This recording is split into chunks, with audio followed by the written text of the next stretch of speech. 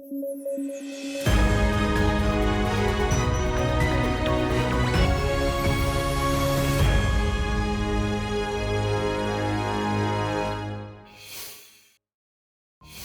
ही में घर portal launch किया गया। यहां घर से तात्पर्य है गो होम और रीयूनाइट। इस पोर्टल को राष्ट्रीय बाल अधिकार संरक्षण आयोग द्वारा विकसित और लॉन्च किया गया है। इस पोर्टल को किशोर न्याय, बच्चों की देखभाल और संरक्षण अधिनियम 2015 के अनुसार बच्चों की बहाली और प्रत्यावर्तन की सुविधा के लिए डिजाइन किया गया है। इसका उद्देश्य इन बच्चों की डिजिटल ट्रैकिंग और निगरानी करना है जो किशोर न्याय प्रणाली में है, जिससे समय पर बहाली या प्रत्यावर्तन सुनिश्चित हो सके और बच्चों से संबंधित मामलों को राज्य के संबंधित किशोर न्याय बोर्ड, बाल कल्याण समिति को डिजिटली हस्तांतरण किया जा सके। हाल ही में शोधकर्ताओं ने बताया कि कैसे भविष्य में गेहूं ब्लास्ट फैलेगा तथा अपने शोध में उन्होंने पाया कि यह 2050 तक वैश्विक गेहूं उत्पादन को 13% तक कम कर सकता है। यदि हम गेहूं ब्लास्ट रोग की बात करें तो यह ब्राजील से शुरू होकर लगभग पूरे विश्व में फैल चुका है। इसमें गेहूं की बालियां दाने पड़ने से पहले ही सूख जाती हैं, जिससे उपज में 40 से 100% तक की कमी आ जाती है। यह रोग बीज, फसल अवशेष तथा हवा द्वारा भी फैल सकता है। यह सामान्यतः गर्म और आर्द्र परिस्थितियों में पनपता है, जिससे ऐसी जलवायु वाले क्षेत्र विशेष रूप से इस रोग के प्रति अति संवेदनशील हो जाते हैं तथा इस रोग की गंभीरता का पता इसी बात से चलता है कि इस रोग से बचने के लिए फसलों को जला दिया जाता है।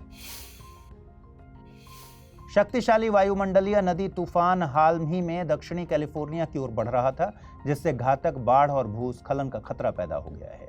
आपको बता दें कि वायुमंडलीय नदियां वायुमंडल में जलवाष्प वाला वो क्षेत्र हैं जिसे आकाशीय नदियों के रूप में जाना जाता है। ये नदियां अधिकांश जलवाष्प को उष्णकटिबंधीय क्षेत्रों के बाहर ले जाती हैं और जब यह वायुमंडलीय नदियां स्थल से टकराती हैं तो वे अक्सर इस जलवाष्प को बारिश या बर्फ के रूप में छोड़ती हैं। रक्षा मंत्री राजनाथ सिंह की उपस्थिति में सर्वेक्षण पोत आईएनएस संधायक को भारतीय नौसेना में शामिल किया गया। आपको बता दें, आईएनएस संधायक 4 सर्वे वेसल लार्ज पोतों में से पहला है।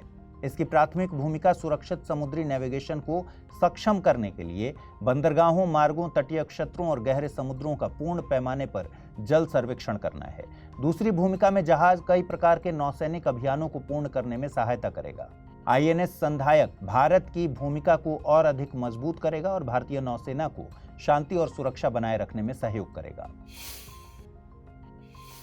भारत ऊर्जा सप्ताह 2024 का आयोजन गोवा में 6 से 9 फरवरी 2024 के बीच किया जाएगा। इस सम्मेलन का उद्घाटन प्रधानमंत्री नरेंद्र मोदी द्वारा किया जाएगा। यह भारतीय ऊर्जा सप्ताह का दूसरा संस्करण है, जिसमें 120 से अधिक देशों के प्रतिभागियों के सम्मिलित होने की उम्मीद है। आपको बता दें कि यह भारत की सबसे बड़ी और एकमात्र सर्वव्यापी ऊर्जा प्रदर्शनी और सम्मेलन है जो संपूर्ण ऊर्जा मूल्य श्रृंखला को एक साथ लाती है और भारत के ऊर्जा संक्रमण लक्ष्यों के लिए उत्प्रेरक के रूप में काम करती है।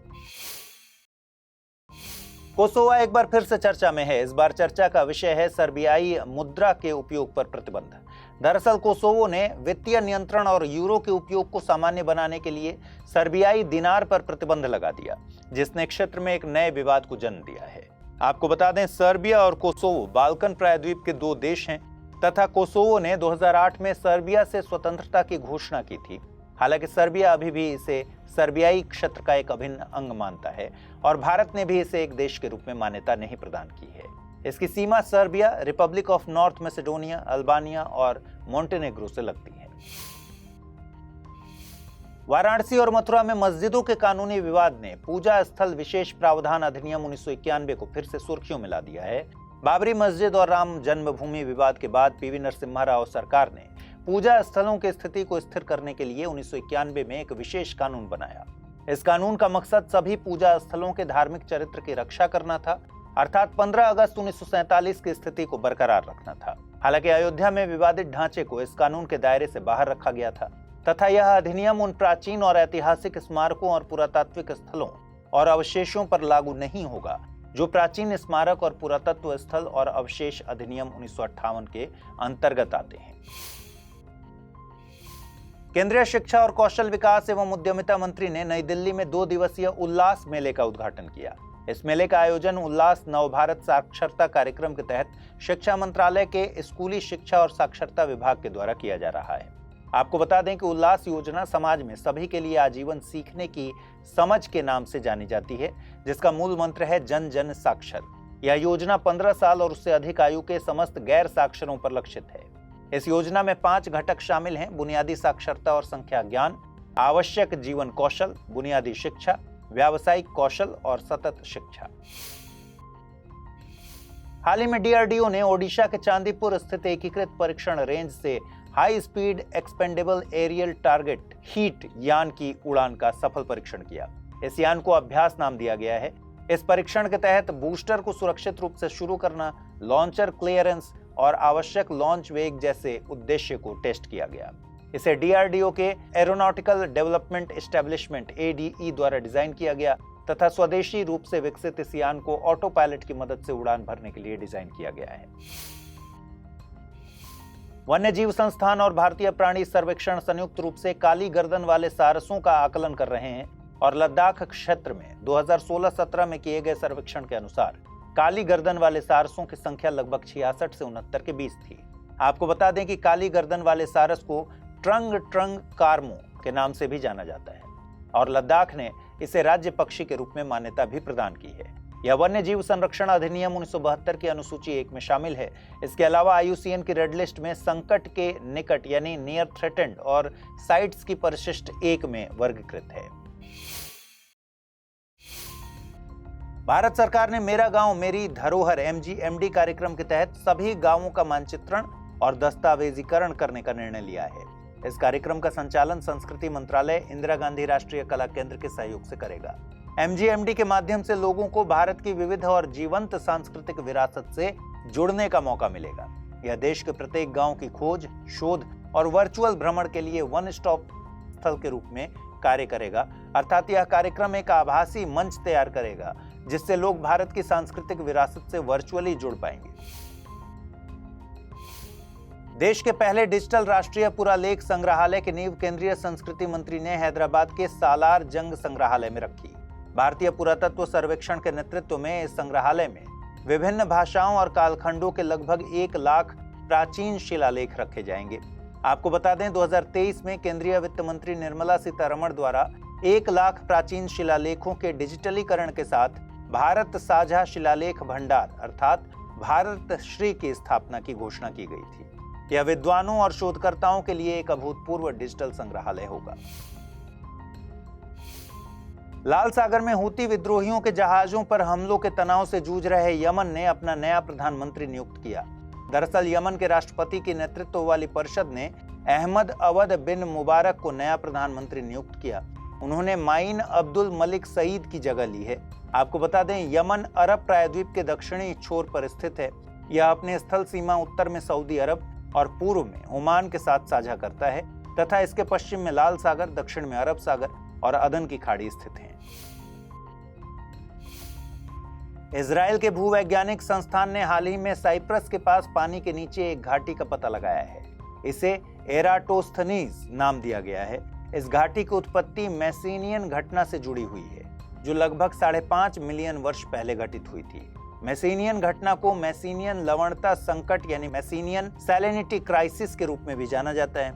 आपको बता दें यह एक भूवैज्ञानिक घटना थी जिसके दौरान भूमध्य सागर आंशिक या फिर लगभग पूरी तरह से सूख गया था।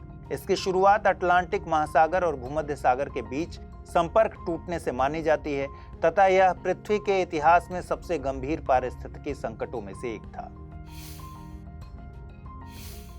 हाल ही में ईरान सरकार ने भारतीय नागरिकों के लिए मुफ्त वीजा नीति को मंजूरी दी। यह नीति केवल पर्यटन उद्देश्य के अंतर्गत वैध होगी तथा वीजा मुक्त प्रवेश केवल उन भारतीय पर्यटकों पर लागू होगा जो हवाई मार्ग से ईरान पहुंचेंगे। इस छूट के तहत भारतीय नागरिक 15 दिन के अधिकतम प्रवास के लिए हर एक 6 महीने में एक बार ईरान में प्रवेश कर सकेंगे। वर्तमान में मलेशिया, इंडोनेशिया, थाईलैंड सहित 27 देश भारतीय नागरिकों को मुफ्त वीजा नीति प्रदान कर रहे हैं। आपको बता दें कि ईरान भौगोलिक तौर पर पश्चिम एशिया में स्थित है। इसकी सीमाएं अजरबैजान, आर्मेनिया, इराक, तुर्की, तुर्कमेनिस्तान, अफगानिस्तान और पाकिस्तान से लगती है। भारतीय प्रौद्योगिकी संस्थान कानपुर ने भारत की पहली hyper velocity expansion tunnel test सुविधा की सफलतापूर्वक स्थापना और परीक्षण किया। इसे स्वदेशी रूप से डिजाइन और विकसित किया गया है। इस सुविधा को जिगर थंडा नाम दिया गया। यह भारत के लिए मील का पत्थर साबित होगा क्योंकि केवल कुछ ही देशों के पास उन्नत हाइपरसोनिक परीक्षण क्षमता है। यह गगनयान, RLV और हाइपरसोनिक क्रूज मिसाइलों सहित भारतीय अंतरिक्ष अनुसंधान संगठन और रक्षा अनुसंधान और विकास संगठन के चल रहे मिशनों के लिए बहुत महत्वपूर्ण है। केंद्रीय खेल मंत्री अनुराग सिंह ठाकुर ने पहली बिम्स्टेक एक्वेटिक्स चैंपियनशिप का शुभारंभ किया। इसका आयोजन 6 फरवरी से 9 फरवरी के बीच दिल्ली के doctor Shyama Prasad Mukherjee swimming pool complex में किया जाएगा। इस आयोजन में 3 खेल स्पर्धाओं में विभिन्न बिम्स्टेक सदस्य देशों के 268 से अधिक एथलीट्स हिस्सा लेंगे। आपको बता दें, टूर्नामेंट की घोषणा 2018 में चौथे बिम्स्टेक शिखर सम्मेलन के दौरान प्रधानमंत्री नरेंद्र मोदी द्वारा की गई थी। यदि हम बिम्स्टेक की बात करें तो यह दक्षिण एशिया और दक्षिण पूर्व एशियाई देशों का एक अंतर्राष्ट्रीय संगठन है। इसका गठन 1997 के बैंकॉक घोषणा के जरिए किया गया था।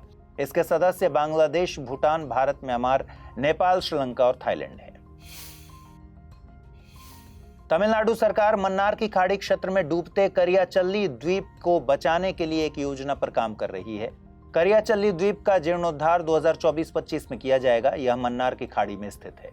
आपको बता दें, यह तमिलनाडु तटीय पुनर्स्थापन मिशन का एक हिस्सा है। इस मिशन के तहत जलमग्न वान द्वीप को सफलतापूर्वक बचा लिया गया था। यदि हम मन्नार की खाड़ी की बात करें तो यह भारत के दक्षिण पूर्वी तट और श्रीलंका के उत्तर पश्चिमी तट के बीच स्थित है। यहाँ कुल 21 द्वीपों का एक समूह स्थित है। यह 3 अलग अलग तटीय पारिस्थितिकी तंत्रों से संपन्न है, अर्थात मूंगा, चट्टान, समुद्री घास और मैंग्रोव। इसके अलावा यहाँ भारत का पहला समुद्री जीव मंडल रिजर्व स्थित है। Indian oil market outlook to 2030 शीर्षक वाली रिपोर्ट हाल ही में जारी की गई। इसे अंतर्राष्ट्रीय ऊर्जा एजेंसी द्वारा गोवा में भारत ऊर्जा सप्ताह 2024 के दौरान जारी किया गया। इस रिपोर्ट के अनुसार भारत 2030 तक वैश्विक तेल मांग वृद्धि का सबसे बड़ा स्रोत बन जाएगा तथा भारत 2027 तक वैश्विक तेल मांग के मामले में चीन से आगे निकल जाएगा। इसी के चलते वैश्विक तेल बाजारों में भारत की भूमिका के बढ़ने की उम्मीद है, जो इसकी अर्थव्यवस्था, जनसंख्या और डेमोग्राफी में मजबूत वृद्धि के संकेत हैं। प्रधानमंत्री नरेंद्र मोदी ने आज श्रील प्रभुपाद जी की 150वीं जयंती के मौके पर आयोजित कार्यक्रम को संबोधित किया तथा श्रील प्रभुपाद के सम्मान में एक स्मारक टिकट और एक सिक्का भी जारी किया। श्रील प्रभुपाद एक कृष्ण भक्त थे। इसके साथ ही वे एक महान भारत भक्त भी थे। उन्होंने देश के स्वतंत्रता संग्राम में अपना योगदान दिया था। इसके अलावा उन्होंने 1918 में गौड़िया मिशन की स्थापना की थी, जिसने वैष्णव आस्था के मूलभूत सिद्धांतों के संरक्षण और प्रसार में महत्वपूर्ण भूमिका निभाई तथा उन्होंने विश्व भर में वैष्णव संप्रदाय की आध्यात्मिक विरासत के संरक्षण और प्रसार के लिए हरे कृष्णा अभियान चलाया। हाल ही में वित्त मंत्री ने डीप टेक क्षमताओं को मजबूत करने के लिए एक नई योजना शुरू करने की घोषणा की। इसका उद्देश्य डीप टेक के लिए अनुकूल पारिस्थितिकी तंत्र का निर्माण करना है और डीप टेक स्टार्टअप के सामने आने वाली चुनौतियों का समाधान करना है। डीप टेक को एडवांस टेक्नोलॉजी के रूप में जाना जाता है। इसमें महत्वपूर्ण वैज्ञानिक या इंजीनियरिंग नवाचार पर आधारित उन्नत प्रौद्योगिकी शामिल होती हैं, जैसे nano technology, biotechnology, material sciences, quantum technology, semiconductor, artificial intelligence, data sciences, robotics और 3D प्रिंटिंग। इन प्रौद्योगिकियों में महत्वपूर्ण परिवर्तन लाने और भविष्य के लिए समाधान पेश करने की क्षमता होती है। हाल ही में भारत सरकार ने सार्वजनिक स्वास्थ्य बुनियादी ढांचे को मजबूत करने के लिए महाराष्ट्र और गुजरात में किलकारी कार्यक्रम और आशा प्रशिक्षण के लिए मोबाइल अकादमी का उद्घाटन किया। यहाँ किलकारी कार्यक्रम के तहत प्रजनन, मातृ, नवजात और बाल स्वास्थ्य देखभाल के बारे में साप्ताहिक सेवाएं और उचित समय पर ऑडियो संदेश दिए जाते हैं, जबकि मोबाइल अकादमी से मोबाइल फोन के माध्यम से मान्यता प्राप्त सामाजिक स्वास्थ्य कार्यकर्ताओं के लिए प्रशिक्षण प्रदान किया जाता है। दुनिया भर में दालों की महत्वपूर्ण भूमिका को समझाने और मान्यता देने के लिए हर साल 10 फरवरी को विश्व दलहन दिवस के रूप में मनाया जाता है। इसका मकसद दालों को हमारे आहार और कृषि पद्धतियों में एकीकृत करना है। इस वर्ष की थीम दालें, पौष्टिक मिट्टी और लोग रखी गई है। आपको बता दें, संयुक्त राष्ट्र महासभा ने 2013 में दलहन से संबंधित एक प्रस्ताव को अपनाया था, जिसमें 2016 को अंतर्राष्ट्रीय दलहन वर्ष घोषित किया गया था तथा संयुक्त राष्ट्र महासभा ने 2019 में आधिकारिक तौर पर 10 फरवरी को विश्व दलहन दिवस के रूप में मनाने की घोषणा की थी। अखिल भारतीय तकनीकी शिक्षा परिषद ने हाल ही में SSPCA यानी support to students for participating in competition abroad नामक एक योजना शुरू की, अर्थात तकनीकी प्रतियोगिताओं में भाग लेने के लिए विदेश जाने वाले छात्र छात्राओं की सहायता करना। इसका उद्देश्य छात्रों के बीच या छात्राओं के बीच अनुसंधान, नवाचार और प्रतिस्पर्धा की संस्कृति को बढ़ावा देना है तथा यह योजना प्रतिष्ठित अंतर्राष्ट्रीय प्रतियोगिताओं में भारत का प्रतिनिधित्व करने के इच्छुक विद्यार्थियों को व्यापक सहायता प्रदान करेगी। मत्स्य पालन क्षेत्र के सूक्ष्म और लघु उद्यमों के लिए प्रधानमंत्री मत्स्य किसान समृद्धि सह योजना को केंद्रीय मंत्रिमंडल ने मंजूरी प्रदान की। यह योजना प्रधानमंत्री मत्स्य संपदा के तहत एक केंद्रीय क्षेत्र की उप योजना है। इसे सभी राज्यों और केंद्र शासित प्रदेशों में वित्त वर्ष 2023-24 से अगले 4 वर्षों के लिए शुरू किया गया है। इसका उद्देश्य मछुआरों, मछली किसानों और इससे जुड़े श्रमिकों के स्वपंजीकरण के माध्यम से असंगठित मत्स्य पालन क्षेत्र को क्रमिक रूप से विधिसंगत यानी औपचारिक बनाना है तथा मत्स्य पालन क्षेत्र से जुड़े सूक्ष्म और लघु उद्यमों को संस्थागत वित्त पोषण की सुविधा प्रदान करना है।